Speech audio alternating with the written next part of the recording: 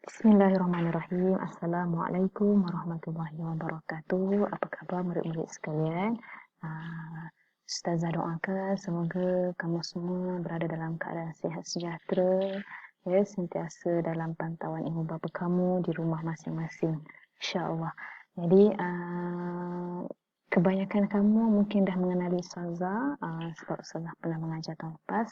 Jadi insya-Allah untuk kali ini Ustazah akan fokuskan pada pembelajaran kita iaitu subjek Jawi. Baiklah, Ustazah akan menggantikan Ustaz Zawawi yang akan berhenti bertugas dan insya-Allah kita akan teruskan dengan pembelajaran kita. Baiklah, kepada yang tak mengenali Ustazah lagi, Ustazah perkenalkan diri. Nama Ustazah Arina binti Hafizah binti Abdullah. Arina Hafizah binti Abdullah. Kamu semua boleh panggil Ustazah Arina. Bagi tahun 4, Ustazah akan mengajar subjek kamu iaitu Jawi dan juga Imla. Ya, okey. Okey, baiklah, buku yang akan kita gunakan semestinya buku Jawi tahun 4, buku teks yang pasti semua ada. Okay. Buku aktiviti dan juga buku tulis. Minta maaf tak keluar pula. Okey, lambat sikit. Buku teks, buku aktiviti dan juga buku tulis. Jadi Ustazah nak pastikan yang kamu semua ada 3 buku ni tersebut. Maksudnya walaupun tak dapat buku teks lagi tak apa. Kita pakai buku teks online dahulu. Dan buku aktiviti, buku tulis diharapkan semua dah beli. Baik. Okey.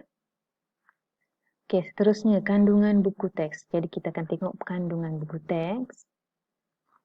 Okey, semua sekali buku teks online masing-masing. Pergi ke kandungan. Okey, semua tengok kandungan. Isi kandungan pelajaran kita pada kali ini. Okey, pelajaran pertama. Kita tengok sama-sama ya. Apa yang kita akan belajar tahun ni? Pelajaran pertama, kedudukan huruf hamzah. Ya, ada banyak kedudukan huruf hamzah, ada 5 jenis. Tengok kat sini. Ada di atas, ada di bawah, ada 3 suku, hamzah sejajar atau setara, hamzah berumah. Jadi ada 5 jenis huruf hamzah yang tempat yang kita akan belajar kedudukan huruf hamzah.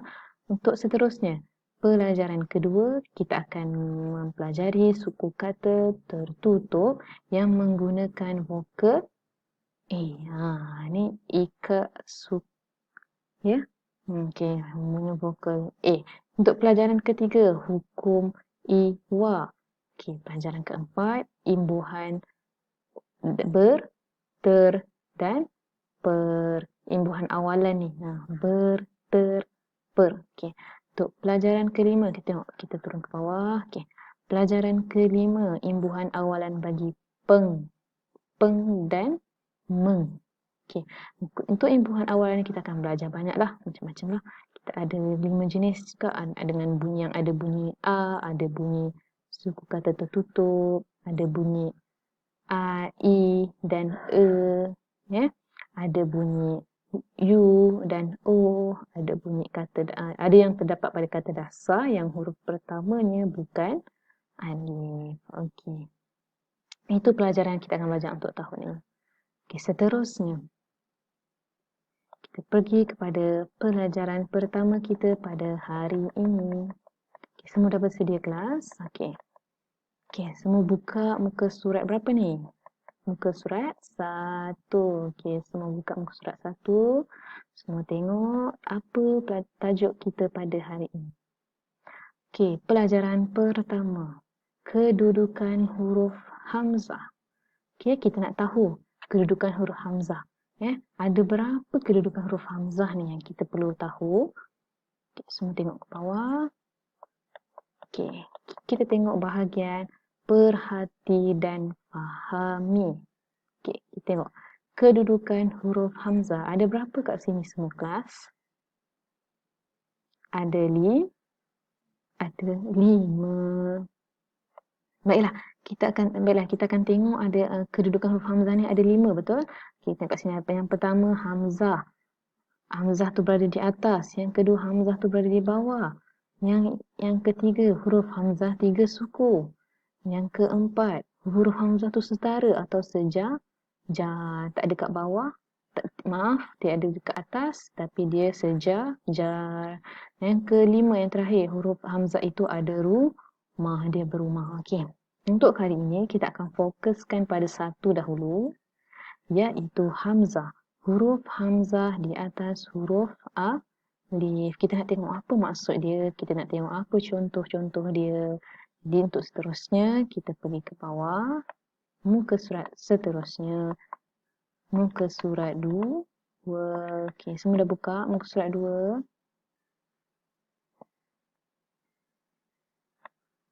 Dah ya? Okey. Kita teruskan dengan unit 1. Huruf hamzah di atas huruf alif. Okey, ni kedudukan yang pertama. Kamu kena ingat, hamzah tu mestilah di atas huruf alif. Okey, apa maksud dia? Maksud dia huruf hamzah. Okey, semua tengok kat sini.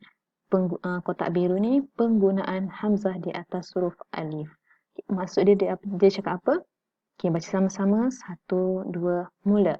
Huruf hamzah diletakkan di atas huruf alif pada semua kata dasar yang bermula dengan huruf alif apabila menerima imbuhan awalan di, se dan kaf. Di, se dan ka. Maaf. Di, se dan ke. Okey. Kita tengok yang contoh yang pertama. Okey, macam mana kamu nak tahu imbuhan awalan tu? Okey, kita nak contoh. Okey, kita tengok bawah. Imbuhan awalan di. Okey. Ni maksud dia punya, okey, sebut sama-sama. So. So. Jadi bila digabungkan menjadi di, so. Di, so. Okey. Macam mana dalam ayat? Kita tengok dalam ayat. Baca sama-sama kelas. Kami diasuh berakhlak mulia oleh kedua ibu bapa kami. Okey, itu contoh imbuhan awalan diasuh. Huruf dal tapi kita sebut sebagai diasuh. Okey, seterusnya. Seulas. Maksud, tengok contoh ayat. Zaki makan seulas nangka sambil menonton televisyen. Jadi ini gabungan bagi imbuhan awalan se dan ayat ni adalah ulas. Jadikan seulas. Okey, seterusnya. Ke istana. Sultan berangkat ke istana selepas merasmikan majlis tilawatul Quran. Jadi maksud dia, imbuhan awalannya adalah ke, gabungan menjadikan ayat istana menjadi ke istana. Sultan itu berangkat ke istana, maksudnya pergilah, kan? Okey. Okey, seterusnya kita tengok yang kedua.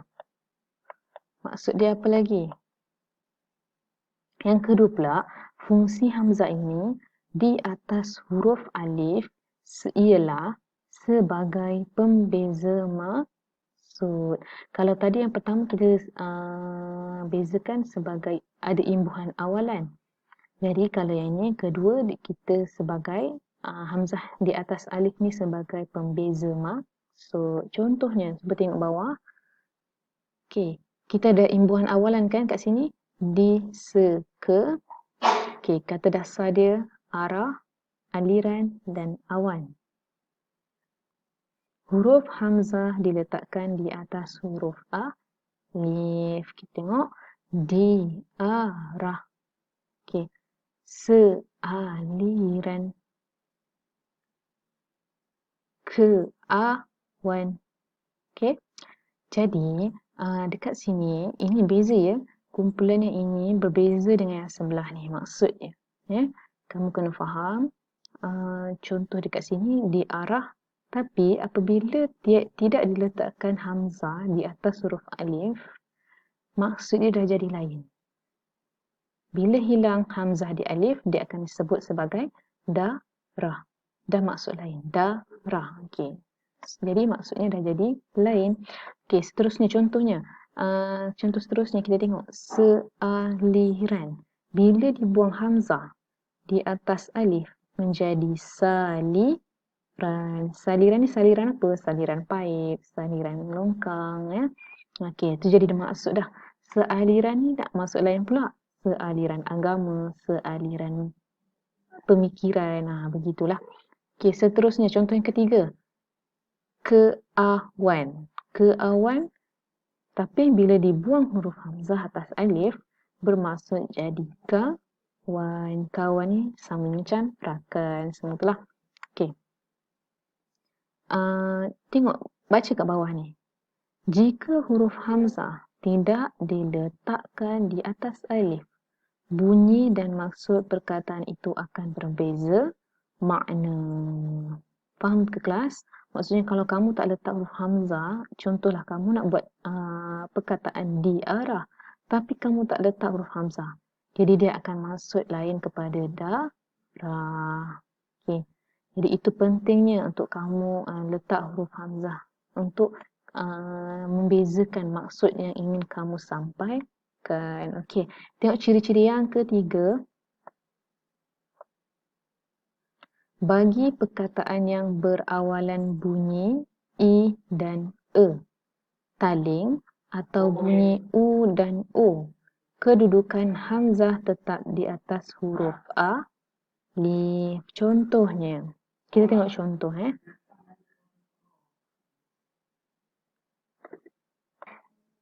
Okey, contohnya kat sini. I. Dia akan menjadi contohnya sebagai indah. Seindah. Okey, tengok hamzah dekat atas ni. Dia akan menjadikan seindah. Kalau kamu letak huruf taling i. Indah, seindah. Apabila ditalingkan menjadi seindah. Okey, seterusnya i. I taling. Elak. Okey, apabila letak imbuhan awalan di elak. Okey, maksudnya dah lain ya. So, ulas. Apabila letak huruf imbuhan awalan seulas. Okey, seterusnya contoh o. Oleh. Olah, maaf ya. Olah. Jadi apabila diletakkan imbuhan awalan menjadikan diolah. Okey, maksudnya berbeza ya. Okey, seterusnya. Kita tengok ciri-ciri yang seterusnya. Yang keempat. Bagi kata pinjaman Arab yang bermula dengan huruf alif dan dengan vokal I atau U, kedudukan hamzah tetap di atas huruf alif. Contohnya kita tengok Okey, kita tengok imbuhan awalan di usul. Tengok sambungan bagi imbuhan awalan diusulkan. Ini contoh-contoh dalam bahasa Arab Ini kata pinjaman bahasa Arab Usul, ikhlas, iman. Okay. Apabila ditambahkan imbuhan awalan di, se, ke, dia akan menjadi diusulkan seikhlas keimanan. Nampak perbezaan tu Okey, itu sahaja untuk kali ini. Ustazah akan bagi tugasan pada link yang Ustazah sertakan ataupun di bawah video ini. Jadi Ustazah nak kamu boleh buat selepas ini. InsyaAllah kita akan berjumpa lagi pada kelas yang akan datang. Sekian saja daripada Ustazah. Wabillahi taufiq wal hidayah. Wassalamualaikum warahmatullahi wabarakatuh.